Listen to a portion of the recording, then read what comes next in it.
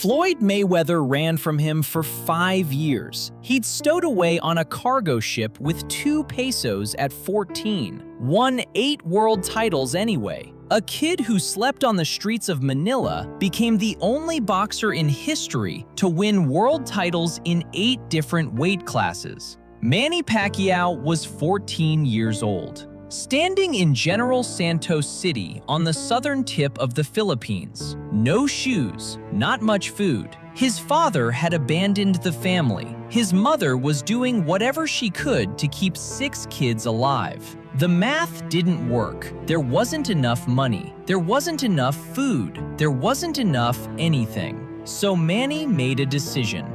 He walked down to the docks, found a cargo ship headed to Manila, climbed aboard without a ticket, without permission, without a plan. He had 2 pesos in his pocket. That's it, less than 4 cents American.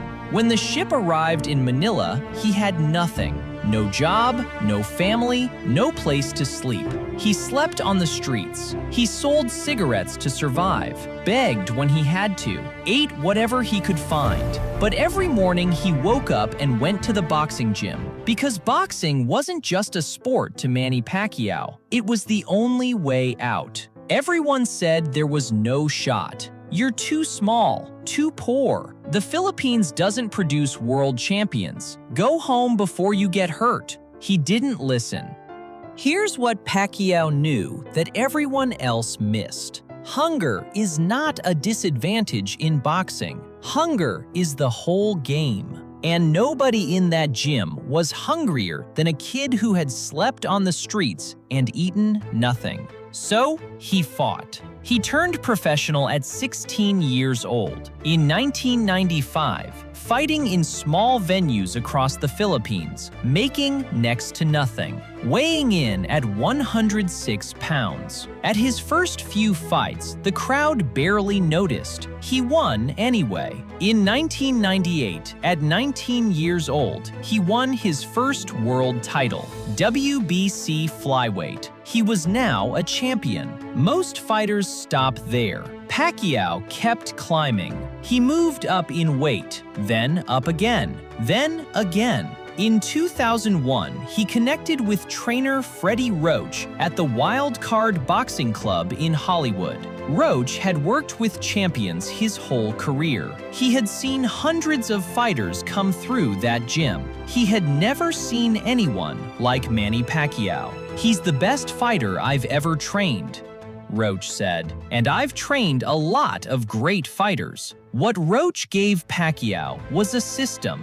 What Pacquiao gave Roach was something you cannot teach: absolute, total refusal to lose. Over the next decade, Pacquiao became something no boxer had ever been. He beat Marco Antonio Barrera, Eric Morales, Juan Manuel Marquez, Oscar De La Hoya, Ricky Hatton, Miguel Cotto, Shane Mosley, Antonio Margarito. Name after name, champion after champion, weight class after weight class. He won world titles at flyweight, super bantamweight, featherweight, super featherweight, lightweight, super lightweight, welterweight, and super welterweight. 8 different weight classes, 8 world championships. Nobody in the 130-year history of professional boxing had ever done that. Nobody. But here's the part most people forget. The bigger the wins got, the more one name kept coming up: Floyd Mayweather.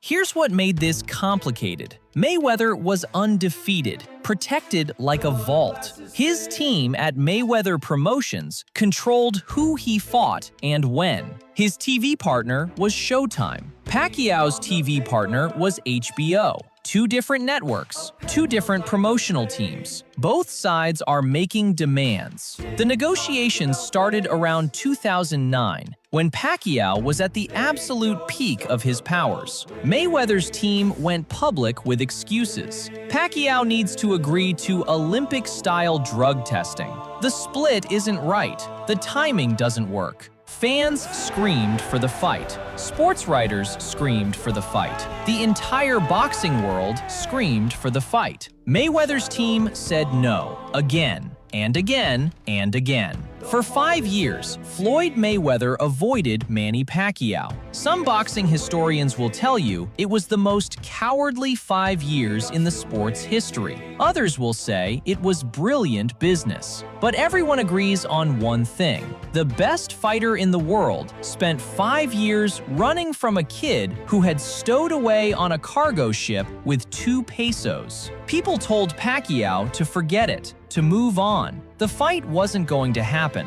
He didn't listen. Meanwhile, Pacquiao kept winning, kept fighting, kept building an empire that extended far beyond boxing. He recorded albums, released music in the Philippines, became a pop star. He was elected to the Philippine House of Representatives while still an active champion. The man was fighting world title fights and writing legislation at the same time. Finally, in 2015, Floyd Mayweather ran out of excuses. On May 2, 2015, in Las Vegas at the MGM Grand Garden Arena, Manny Pacquiao and Floyd Mayweather Jr. finally fought. The fight of the century, 5 years in the making.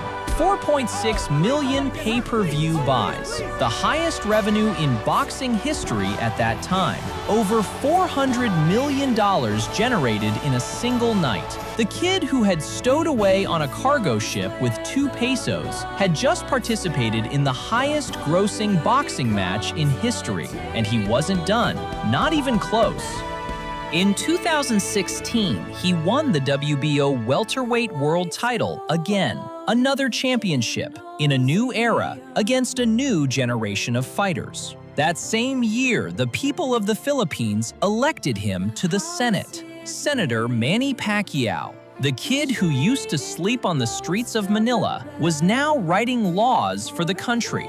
By 2019, he won yet another world title at 40 years old, making him one of the oldest world champions in boxing history. In 2022, he ran for president of the Philippines. Today, Manny Pacquiao's career earnings are estimated at over $600 million.